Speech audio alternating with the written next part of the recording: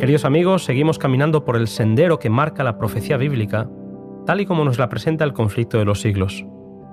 Hoy, el juicio investigador. Estuve mirando, dice el profeta Daniel, hasta que fueron puestas sillas, y un anciano de grande edad se sentó, cuyo vestido era blanco como la nieve, y el pelo de su cabeza como lana limpia.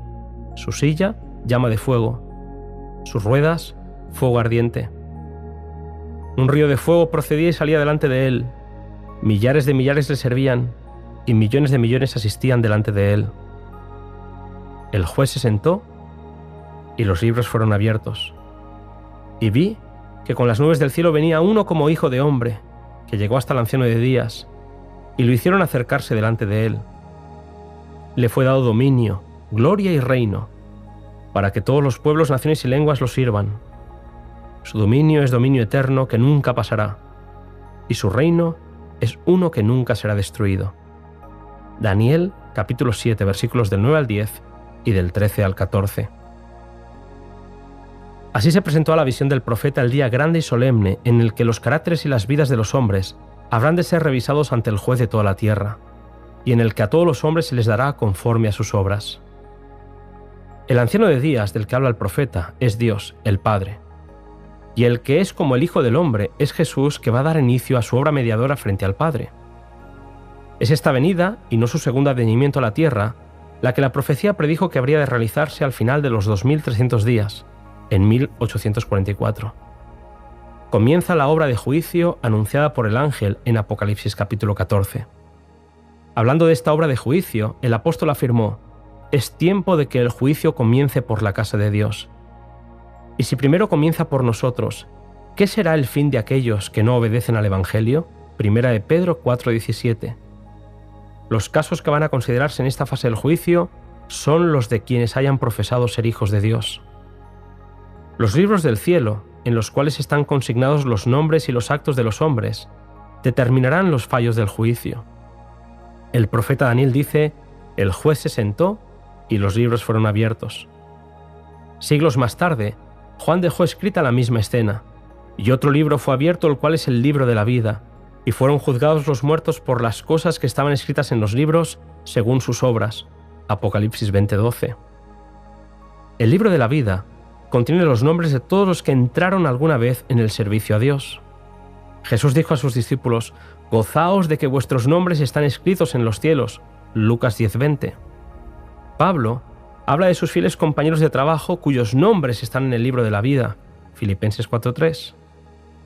Daniel, vislumbrando un tiempo de angustia cual nunca fue, declara que el pueblo de Dios será librado, es decir, todos los que se hallen escritos en el libro. Daniel 12:1. Y Juan dice en el Apocalipsis que solo entrarán en la ciudad de Dios aquellos cuyos nombres están escritos en el libro de la vida del Cordero. Apocalipsis 21:27. En el libro de memoria de Dios que menciona el profeta Malaquías, todo acto de justicia está inmortalizado, toda tentación resistida, todo pecado vencido, toda palabra de tierna compasión, todo está fielmente consignado, y apuntados también todo acto de sacrificio, todo padecimiento y todo pesar sufridos por causa de Cristo. Hay además un registro en el cual figuran los pecados de los hombres. Dice el libro de Eclesiastés: «Pues que Dios traerá toda obra o juicio juntamente con toda cosa encubierta, sea buena o sea mala». Eclesiastés 12:14. La obra de cada uno pasa bajo la mirada de Dios y es registrada o imputada ya como señal de fidelidad o de infidelidad. Frente a cada nombre, en los libros del cielo, aparecen con terrible exactitud cada mala palabra, cada acto egoísta, cada deber descuidado y cada pecado secreto.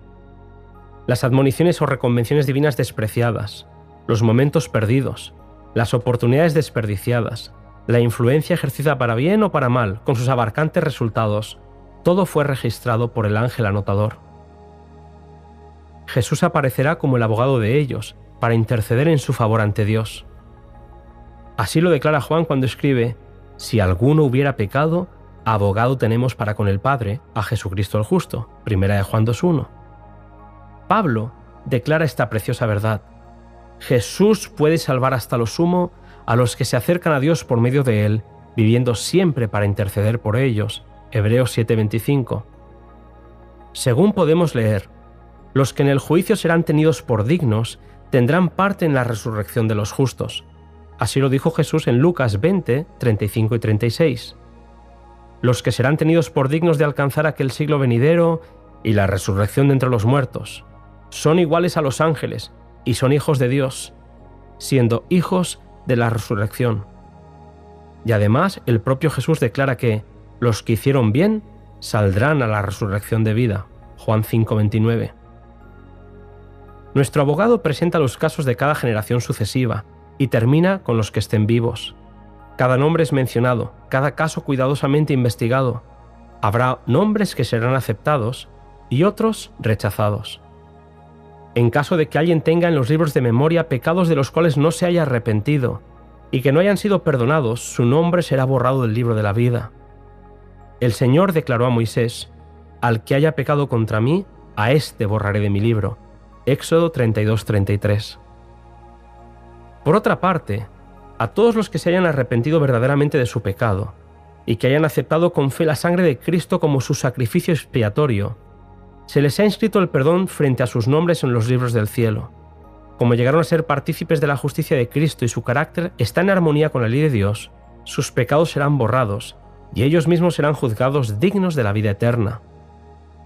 El Señor declara por el profeta Isaías: Yo soy aquel que borra tus transgresiones a causa de mí mismo, y no me acordaré más de tus pecados.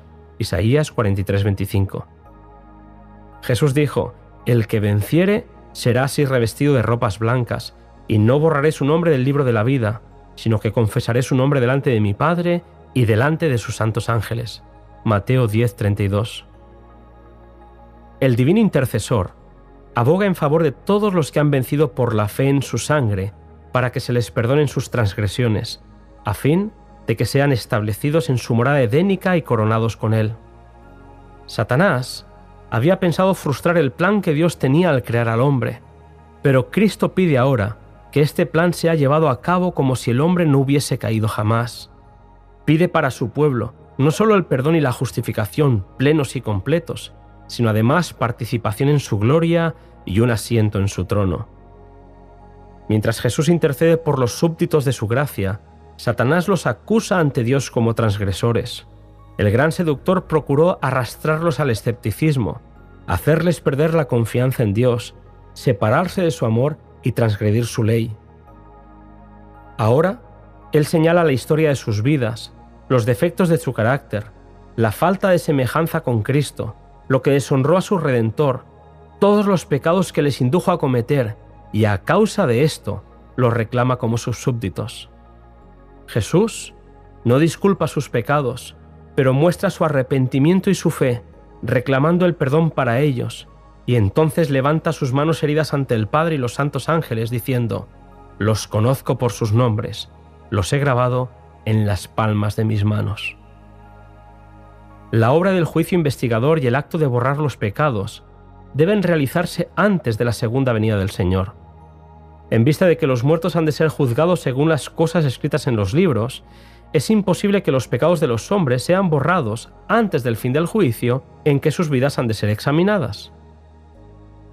Cuando el juicio investigador haya concluido, Cristo vendrá con su recompensa para dar a cada uno según sean sus obras.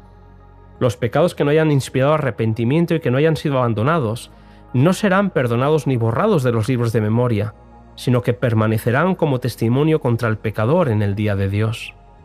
Es por ello que Satanás se vale de nuestros defectos de carácter para dominarnos, sabiendo que si conservamos esos defectos, logrará que nos perdamos. De ahí que trate constantemente de engañar a los discípulos de Cristo con su fatal sofisma de que es imposible vencer. Pero Jesús aboga en nuestro favor con sus manos heridas, su cuerpo quebrantado, y declara a todos los que quieran seguirle: «Bástate mi gracia». 2 Corintios 12:9. Se nos invita a no considerar nuestros defectos como incurables. Dios concederá fe y gracia para que podamos vencer. Satanás inventa innumerables medios de distraer nuestras mentes de la obra en la que precisamente deberíamos estar más ocupados.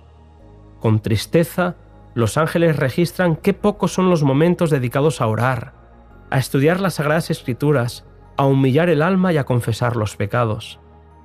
El enemigo sabe que su éxito estriba en distraer las mentes de Jesús y de su obra. Todos necesitan conocer por sí mismos el ministerio y la obra de su gran sumo sacerdote. Cada cual tiene un alma que salvar o que perder. El santuario en el cielo es el centro mismo de la obra de Cristo en favor de los hombres. Nos revela el plan de la redención, nos conduce hasta el mismo fin del tiempo y anuncia el triunfo final de la lucha entre la justicia y el pecado. La intercesión de Cristo por el hombre en el santuario celestial es tan esencial para el plan de la salvación como lo fue su muerte en la cruz. Por la fe, debemos entrar velo adentro, donde entró Él por nosotros como precursor. Hebreos 6:20. Jesús abrió el camino que lleva al trono del Padre, y por su mediación pueden ser presentados ante Dios los deseos sinceros de todos los que a Él se allegan con fe. Ha llegado, querido amigo, la hora del juicio, y nadie sabe cuándo les tocará ser juzgados a los vivos. Cuando quede concluida la obra del juicio investigador, quedará también decidida la suerte de todos para vida o para muerte. El tiempo de gracia terminará poco antes de que el Señor aparezca en las nubes del cielo. Al mirar ese tiempo, Cristo declara en el Apocalipsis: el que es injusto sea injusto todavía, y el que es sucio sea sucio aún, y el que es santo siga siendo santo. He aquí, yo vengo pronto, y mi galardón conmigo, para dar la recompensa a cada uno según sea su obra. Apocalipsis 22, 11 y 12. Hasta ese momento, los justos y los impíos continuarán viviendo en la tierra en su estado mortal. Los hombres seguirán plantando y edificando, comiendo y bebiendo, inconscientes todos ellos de que la decisión final e irrevocable ha sido pronunciada en el santuario celestial. Inadvertida como ladrón a medianoche, llegará la hora decisiva que fija el destino de cada uno, cuando será retirado definitivamente el ofrecimiento de gracia que se dirigiera a los culpables.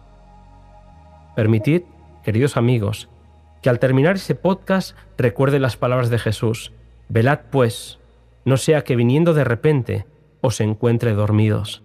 Marcos 13, 35 y 36.